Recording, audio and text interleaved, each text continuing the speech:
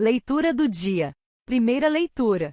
Leitura dos Atos dos Apóstolos. Naqueles dias Pedro tomou a palavra e disse: Vós sabeis o que aconteceu em toda a Judéia, a começar pela Galileia, depois do batismo pregado por João, como Jesus de Nazaré foi ungido por Deus com o Espírito Santo e com poder. Ele andou por toda a parte, fazendo o bem e curando a todos os que estavam dominados pelo demônio, porque Deus estava com ele. E nós somos testemunhas de tudo que Jesus fez na terra dos judeus e em Jerusalém. Eles o mataram, pregando-o numa cruz. Mas Deus o ressuscitou no terceiro dia, concedendo-lhe manifestar-se não a todo o povo, mas às testemunhas que Deus havia escolhido, a nós que comemos e bebemos com Jesus, depois que ressuscitou dos mortos. E Jesus nos mandou pregar ao povo e testemunhar que Deus o constituiu juiz dos vivos e dos mortos. Todos os profetas dão testemunho dele. Todo aquele que crê em Jesus recebe, em seu nome, o perdão dos pecados. Segunda leitura. Leitura da primeira carta de São Paulo aos Coríntios. Irmãos, acaso ignorais que um pouco de fermento leveda a massa toda? Lançai fora o fermento velho, para que sejais uma massa nova, já que deveis ser sem fermento. Pois o nosso Cordeiro Pascal, Cristo, já está imolado. Assim celebremos a festa não com velho fermento, nem com fermento de maldade ou de perversidade, mas com os pães ázimos de pureza e de verdade. Evangelho do dia. Proclamação do Evangelho de Jesus Cristo segundo João.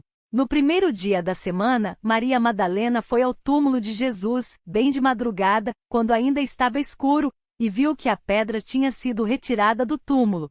Então ela saiu correndo e foi encontrar Simão Pedro e o outro discípulo, aquele que Jesus amava, e lhes disse: Tiraram o Senhor do túmulo, e não sabemos onde o colocaram.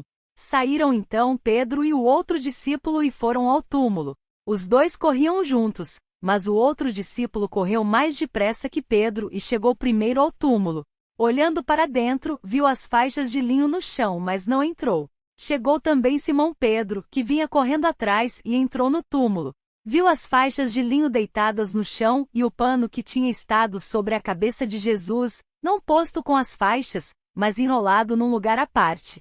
Então entrou também o outro discípulo, que tinha chegado primeiro ao túmulo. Ele viu e acreditou. De fato, eles ainda não tinham compreendido a Escritura, segundo a qual ele devia ressuscitar dos mortos. Palavras do Santo Padre. Deus pede-nos para olharmos a vida como a contempla Ele, que em cada um de nós sempre vê um núcleo incancelável de beleza. No pecado, vê filhos carecidos de ser levantados; na morte, irmãos carecidos de ressuscitar; na desolação, corações carecidos de consolação. A Páscoa é a festa da remoção das pedras. Deus remove as pedras mais duras, contra as quais vão embater esperanças e expectativas: a morte, o pecado, o medo, o mundanismo.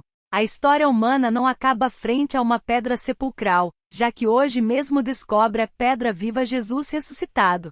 Como igreja, estamos fundados sobre ele, e mesmo quando desfalecemos, mesmo quando somos tentados a julgar tudo a partir dos nossos fracassos, ele vem fazer novas todas as coisas, inverter as nossas decepções. O Santo do Dia é uma resenha diária dos santos guardados na memória da igreja. Histórias de mestres da vida cristã de todos os tempos que, como faróis luminosos, orientam o nosso caminho. São Libório, bispo de Lemens. Eleito no ano 348, como quarto bispo de Lemens, Libório governou a sua diocese por 49 anos. Ordenou 217 sacerdotes e 186 diáconos e se dedicou às obras de caridade para os últimos. Foram-lhe atribuídas curas de doentes com cálculos renais. Por isso, é representado geralmente com pequenas pedras.